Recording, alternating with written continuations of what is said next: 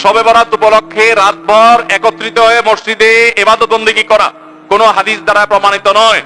এবং দিনের বেলা যে রোজা, এই রোজা শবে বরাত উপলক্ষে না, এটা হলো শাবান উপলক্ষে রোজা। এই রোজা হলো আইয়াম বীজ উপলক্ষে রোজা। নবী করিম সাল্লাল্লাহু আলাইহি ওয়াসাল্লাম শাবান মাসে এমনি বেশি বেশি নফল রোজা রাখতেন, সেই হিসাবে আপনিও রাখবেন। আবার আইয়াম বীজ 13, 14, 15 রোজা রাখতেন, সেই হিসাবে রাখবেন। আপনি আল্লাহর ক্ষমা, এই রাতে আল্লাহ তাআলা বান্দাকে সাধারণ ক্ষমা ঘোষণা করেন, হিংসুক ছাড়া, মুশরিক ছাড়া।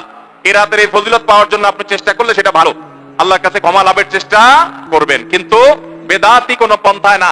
অনেকে বলে যে এত রাকাত নামাজ, অমুকটা এত সূরা এত রাকাতে পড়তে হবে, এগুলা মন গড়া কথাবার্তা, এগুলার কোনো ভিত্তি কোরআন হাদিসে নাই।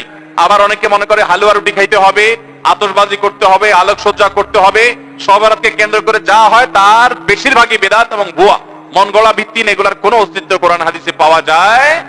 আল্লাহ আমাদের সবাইকে সুন্নাহ মেনে চলার তৌফিক দান করুন। ভাই আমার, কোরআন হাকিমে সূরা দুখানের 3 এবং 4 নম্বর আয়াত যদি আপনি দেখেন, আল্লাহ রাব্বুল আলামিন ইরশাদ করেছেন, ইন্না, ধর্মীয় জ্ঞানটি শেয়ার করে সওয়াবের অংশীদার হন।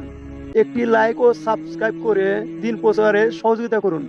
ভিডিওটি শেষ পর্যন্ত দেখুন। আনজালনাহু ফি লাইলাতিন মুবারাকাহ ইন্না কুন্না মুনজিলিন ফিহা ইফরাকু কুল্লু আমরিন হাকীম।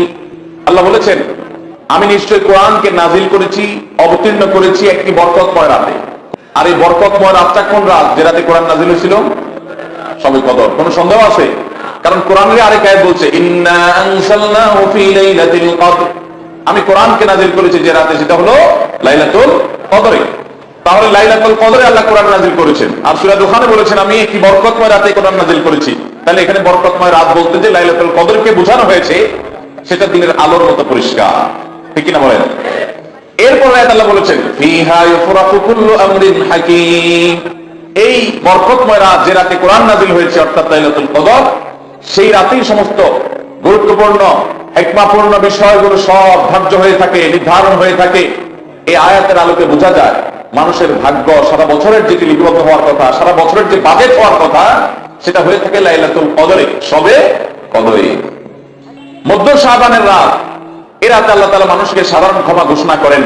যাদের মনে হিংসা নাই, যাদের মনে মানুষের প্রতি বিদ্বেষ শত্রুতা নাই, এবং যারা শিরকে লিপ্ত না, এই মানুষগুলো ছাড়া বাকি মানুষগুলোকে মধ্য শাবানের রাত, যেটাকে আমরা শবে বরাত বলি, হাদিসের ভাষ্য শবে বরাত নয়, হাদিসের ভাষ্য হলো লাইলাতুন নিসফি মিন শাবান, সেই রাতে আল্লাহ রাব্বুল আলামিন বান্দাকে সাধারণ ক্ষমা ঘোষণা করেন।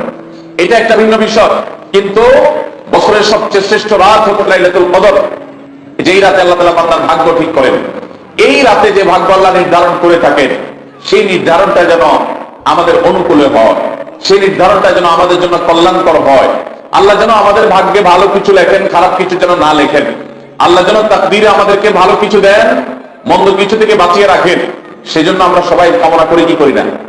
শুধু করি তা না, শবে বরাতে যত মানুষ মসজিদে আসে আমাদের দেশে, সারা বছরের অন্য কোন রাত, দিন, অন্য কোন সময় এত মানুষ মসজিদে আসে, কারণ কি? শবে বরাতে মানুষ মসজিদে বেশি আসে কেন?